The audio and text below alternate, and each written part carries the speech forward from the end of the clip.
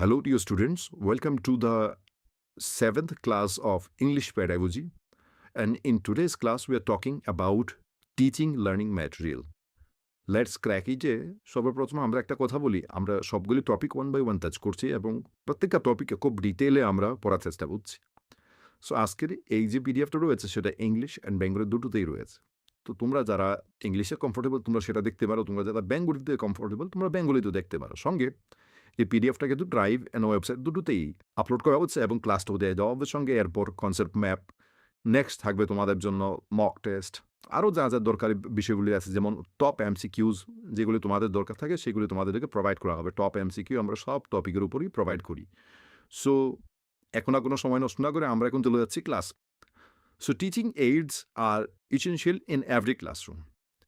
শিক্ষণ যে প্রদীপন বা বলতে পারো সহায়ক যে সামগ্রীগুলি এগুলি প্রত্যেকটা শ্রেণীকক্ষের জন্যই অপরিহার্য।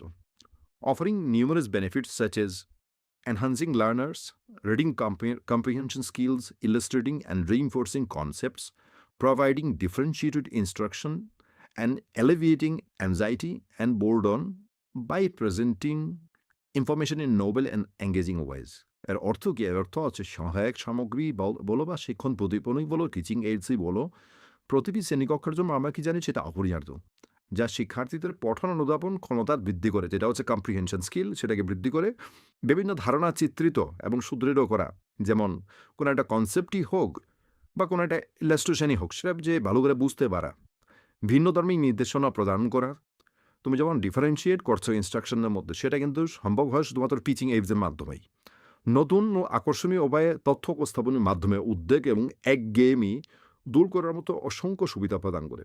আমরা জানি যখনই আমরা একটা টিচিং মেথডে কোনো একটা ইনস্ট্রাকশনের যে মেথড রয়েছে সেটার মধ্যে যখন আমরা মোনোটোনাস হয়ে যাই, সেটা হোক ইন্ডাকটিভ, সেটা হোক ডিডাকটিভ, সেটা হোক ইন্ট্রোডিডাকটিভ, যে কোনো কিছুই হোক, যখন আমরা মোনোটোনাস হয়ে যাব তখন সেখানে একটা একঘেয়েমি ভাব চলে আসে, তাদের অ্যাটেনশন স্প্যানটা অনেকটা কমে আসে। যখন আমরা টিচিং এইডস ইউজ করি তখন সেটা আবার নতুনভাবে তৈরি হয়, তাদের সামনে আকর্ষণীয় হয়ে ওঠে এবং তথ্য উপস্থাপনটা আগের থেকে অনেকটা অ্যাট্রাকটিভ হয়।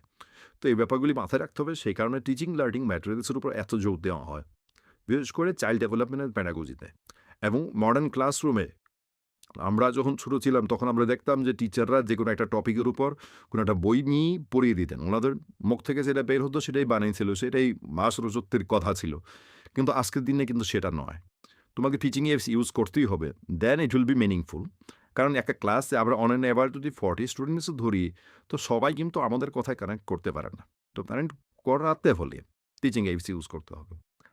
Teaching AIDS, learning and teaching are ongoing processes where teachers continuously seek ways to make the teaching process effective and engaging. বলছে শিক্ষণ এবং শিখন এই দুটি হচ্ছে একটা চলমান প্রক্রিয়া, যেখানে শিক্ষকরা ক্রমাগত শিক্ষণ প্রক্রিয়াটাকে কার্যকর এবং আকর্ষক করে তোলার উপায় খুঁজতে থাকেন।